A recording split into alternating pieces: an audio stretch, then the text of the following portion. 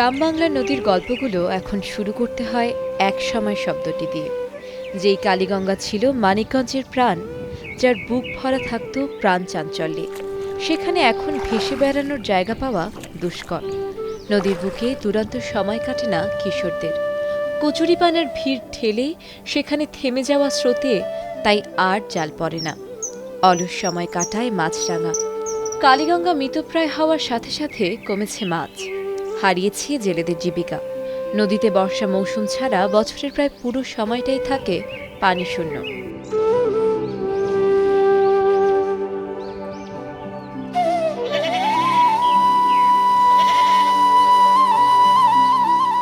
তাই মন খারাপ করে নদীর দিক থেকে গ্রামের দিকে চোখ ফেরাই।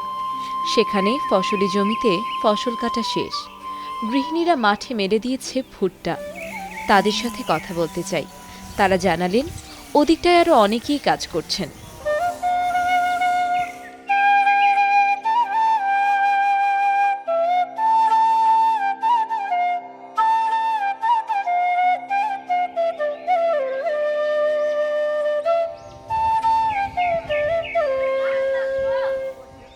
সামনে এগোতেই কলতলায় দেখা হয় বাড়ির গৃহিণীদের সাথে।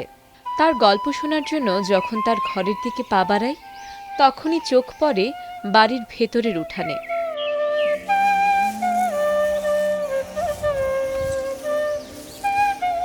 ওদিকে আরেক কর্মযোগ্য। এ যেন সেই ছোটবেলায় দেখা গ্রাম, যেখানে হেসেলে আর মাঠে দুদিকেই কাজ সামলাচ্ছেন নারীরা।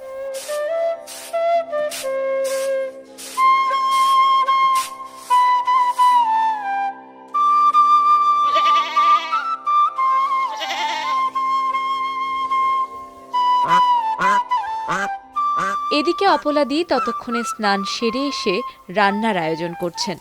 দুপুর গড়ালেই মাঠ থেকে ফিরবে ঘরের বাকি সদস্যরা, তাই উনুনে জাল বাড়িয়ে সেদিকে খেয়াল তার।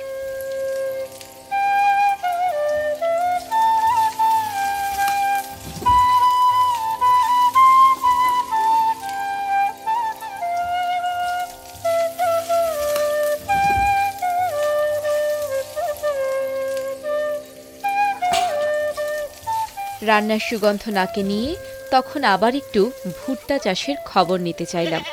এই অঞ্চলে ধানের পাশাপাশি প্রধান অর্থকরী ফসল হিসেবে বাড়ছে ভুট্টার কদর। আমি এবার 5.5 পাই জমি রাখছি, 5.5 পাই ধরে ভুট্টা লাগাইছি। আপনার 200 মনের মতন হইবে। 5.5 পাই জমিতে 2 লাখ টাকা যদি বিক্রি করি, আর তো 50,000 টাকার মতন লাভ আছে।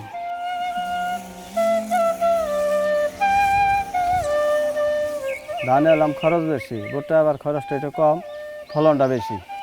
উন্নত আপনি ধান হয় মনে করেন পাখিতে 10 মন 12 মন, আর ভুট্টা হয় 30 মন 35 মন।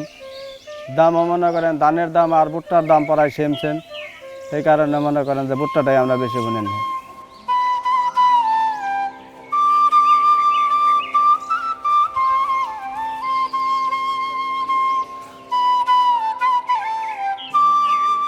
গ্রামের কৃষকদের কৃষিপণ্য নিয়ে একসময় মুখর থাকত মানিকগঞ্জের বাজারগুলো। সপ্তাহের বিভিন্ন দিনে বসত ভিন্ন ভিন্ন হাট। হাটগুলোর থাকত আলাদা বিশেষত্ব। আবহমান বাংলার সেই সুন্দর হাট এখন প্রায় বিলুপ্ত। তবে বালিটিকে দেখা মিলল তেমনই একটি জায়গার, যেটিকে দেখে বোঝা যায় একসময় জৌলুস ছিল এই হাটের।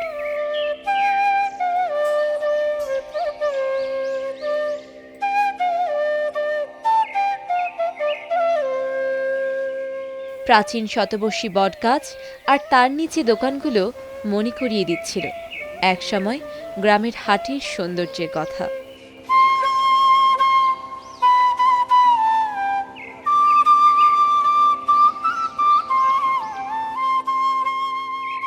কাঠ টিনের ঘরগুলো যেন বলছিল, পথিক, আমার সাথে কিছুক্ষণ বসে যাও, আমার কাছে তোমার অনেক গল্পের ঋণ জমা আছে।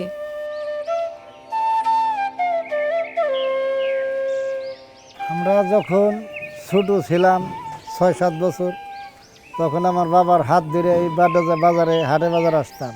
এই নদীতে নৌকা বাইচ হয়েছে। আমাদের 6-7 করে এই গাছতলা বসাই রাখছে, আমরা বসে থাকছি। তারপরে আমরা ওই 2-4 আনার খাবার কিনে দিছে, আমরা বাচ্চারা ওইতেই খুশি, এই বলে বাড়ি গেছি। তো এই বাজারে আমাকে 5 শতাংশ জায়গা আছে, ওই যে ওখানে দোতলা ঘরটা আমার ঠাকুরদা কিনছিল, বহু বছর হয়ে গেছে। এই দোকানে আগে আপনার বিক্রি হইতো কাপড়, এই গজ কাপড়, থান কাপড়। আমরা যে কাপড়গুলো বিক্রি করতাম, এই কাপড়গুলো ঢাকাতে, নারায়ণগঞ্জ, বাবুবাজার, তারে করটিয়া হাট, এই সমস্ত বিভিন্ন এলাকাতে এই কাপড়গুলো আসতো। এই কাস্টমার আসতো দুলসুরে, বাইরাখালী, শিকারিপাড়া, আপনার বেরিবাদ, বোয়ালি। এই যে এই দোকানটাও ছিল মুদির দোকান, তখন রাত 12টা 1টা বেচা কিনি হয়েছে সকাল থেকেই। এই যে এই দোকানটাও এইরকম বেচা কিনি হয়েছে এই বালিটেক বাজারে।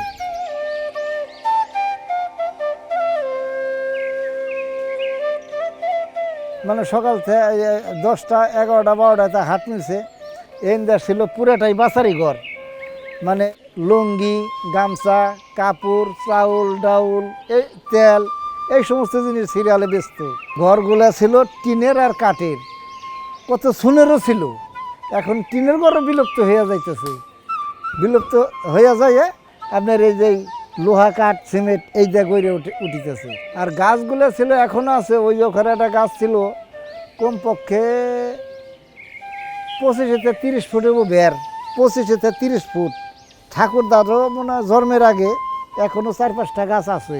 ওই পাশে একটা আছে, একটা এই একটা, ওই পাশে আছে একটা। ঘরগুলা নিচে এই দোকান হইতো। মোটামুটি 100 বছরের লোক যারা বাঁচা আছে তারাও বলতে পারবো না এই গাছের বয়স কত। এখনও যে 4-5টা গাছ আছে। এখন এই বাজার বিলুপ্ত হয়ে গেছে, সৌন্দর্য নষ্ট হারাই গেছে।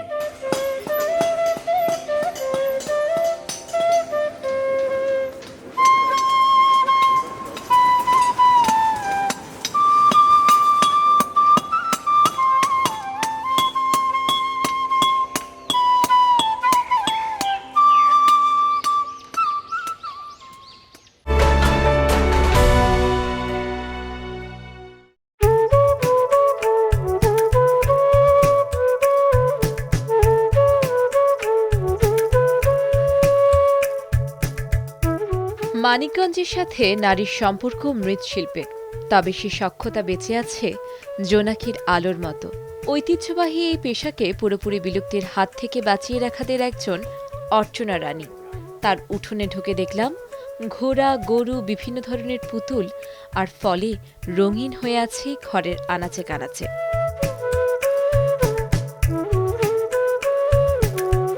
উঠোনে তার মতো আরও 2-1জন পুতুলের রঙের কাজ করছেন। ঘরের পুরুষদের তুলনায় এখন নারীরাই এই পেশায় বেশি যুক্ত।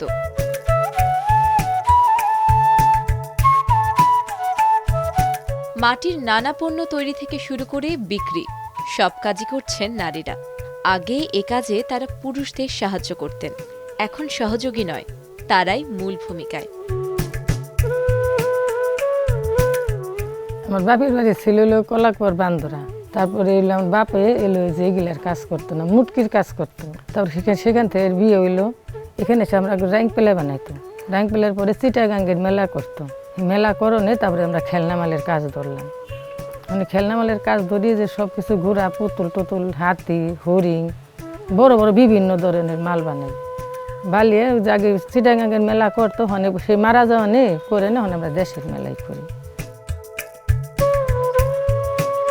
প্রতিমা বানাই, দুর্গা, কালী, লক্ষ্মী, সরস্বতী, মহাদেব, যে ধরনের যে ঠাকুর চায় সেই ঠাকুরই বানিয়ে দেয়। হরিণ, ঘোড়া, পুতুল, তারপরে যে তাল, বেল, বাঙ্গি, কাঁঠাল, আম, মাটির ব্যাং, এগুলো আমরা বানাই। জ্যৈষ্ঠী মাসে তখন বানাই, চৈত্র মাস পর্যন্ত এগুলো বানাই, বৈশাখ মাসে বানাই। এগুলো খালি রং করি, রং করে বিক্রি করি।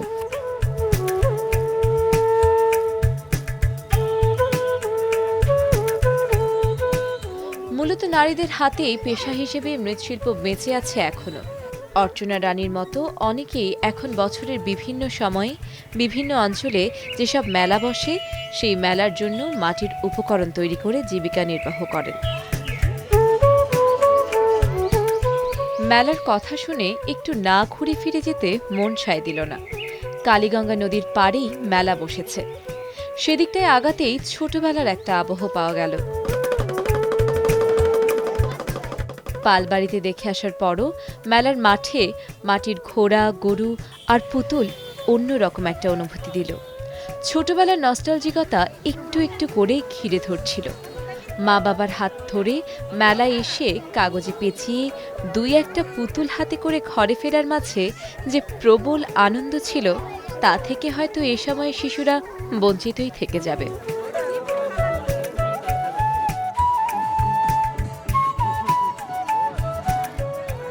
এখানে প্রায় 450 বছর আগের থেকে 20 দিন ব্যাপী এই মেলা এবং পূজার্চনা অনুষ্ঠান হয় বাংলাদেশের বিভিন্ন স্থান থেকে। এখানে অনেক ভক্তবৃন্দ এবং পুণ্যার্থী আসেন, স্নান করেন, পুজো দেন।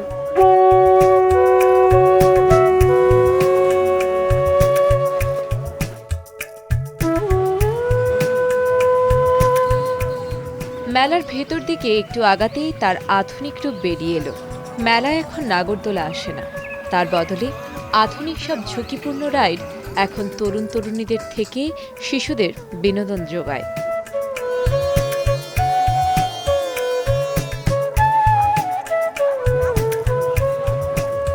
আগের মেলার প্রধান আকর্ষণ ছিল নানা ধরনের খাবার। সেখানে মুড়ি, মোয়া, বাতাসা আর জিলাপির বদলে এখন ফুচকা আর রং বেরঙের পানীয়র ভিড়। তবে নকশি করা হাত পাখার দেখা মিলল একটা দোকানে, সাথে গ্রামীণ তৈজসপত্র।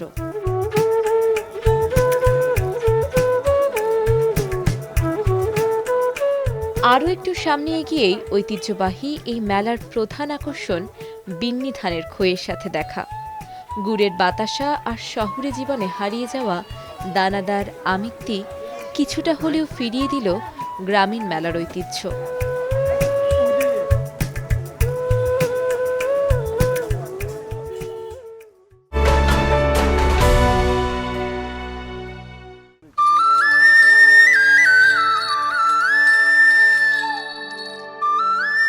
মানিকগঞ্জের গুরুত্বপূর্ণ অর্থকরী ফসল মরিচ, যা প্রধানত শিবালয়, হরিরামপুর ও ঘিওর উপজেলায় ব্যাপক হারে চাষ হয়। জেলায় বিভিন্ন বাহারি নামের মরিচ চাষ হয়ে থাকে, যার মধ্যে বিন্দু, বিজলি, কারেন্ট মরিচ অন্যতম।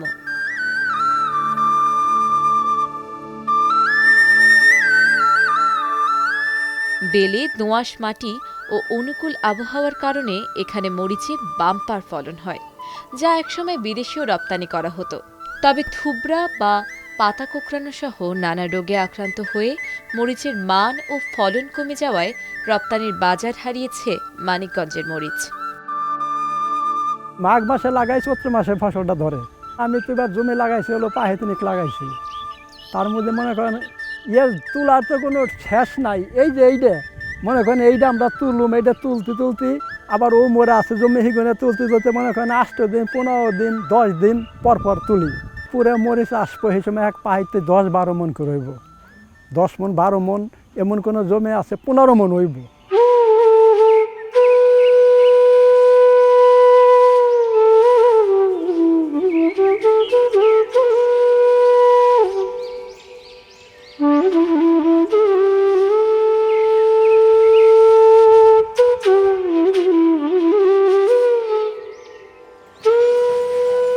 মানিকগঞ্জের বাজার হারাচ্ছে তার ঐতিহ্য। একসময় এই হাটের ছিল ভরা যৌবন। দূর দূরান্ত থেকে মানুষের পদচারণা আর কোলাহলের আওয়াজ মাইলকে মাইল দূর থেকে শোনা যেত।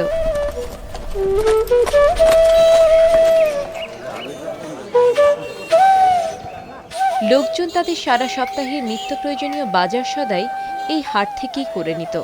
কলকাতার মহাজনরা এই হাট থেকে হরেক রকমের ডাল পাইকারি কিনে নিয়ে গিয়ে সেখানকার বাজারে বিক্রি করত। বুধবার হাটের দিন এত বিপুল পরিমাণ মিষ্টি দোকানে বানানো হতো যে তা দেখে সবার চোখ কপালে উঠে যেত। আর এসব মিষ্টি হাটের দিনে সাবার হয়ে যেত, যা ছিল অবিশ্বাস্য। আমি ছোটবেলা থেকে হাটটা খুব জমজমাট, খুব বড় হাট ছিল। বর্তমানে হাটও এরকম নাই। মানে আগে মঙ্গলবার থেকে লোক আসতো, বৃহস্পতিবার লোক যাইতো, কুবিবাতিতে হাট হতো। লোক অন্তরে হাঁটা যেত না। এখন ওই হাট বুধবারের দিন বেলা 12টা 1টা লাগে, 2টায় শেষ হয়ে যায়।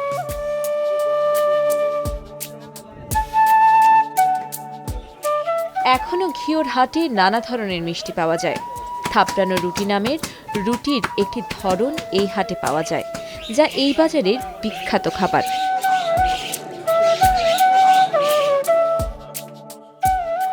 পাতলা করে বড় একটি রুটি বানানোর পর সেটি সেকে উঠিয়ে দুই হাতে বেশ আয়েশ করে থাপড়িয়ে নেওয়ার কারণেই এর নাম থাপড়ানো রুটি। থাপনা রুটিটা আমাকে এই জায়গায় ঘিওর এই বাজারে হয়। এই থাপনা রুটি, থাপনা রুটিটা মনে করেন আমি 40 বছর ধরে আমি রুটি দোকান করি। এটা দূর দূরান্ত এলাকা থেকে এসে সবাই থাপনা রুটি মিষ্টি দেওয়া সবাই খায়, সুস্বাদ খুব। আরটা আগে বিখ্যাত আসর দূর দূরান্ত থেকে মানুষ আগে আসতো, এই জায়গায় জিনিসপাতি বেচতো, খাইতো।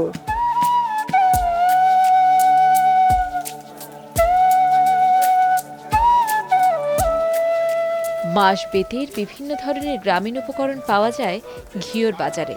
কৃষক শ্রমিকদের প্রতিদিনের কাজের জন্য প্রয়োজনীয় এই উপকরণগুলো খুচরা বা পাইকারি বিক্রি হয় এখানে। তবে সবকিছুতেই কোথায় যেন একটা হারিয়ে ফেলার সুর।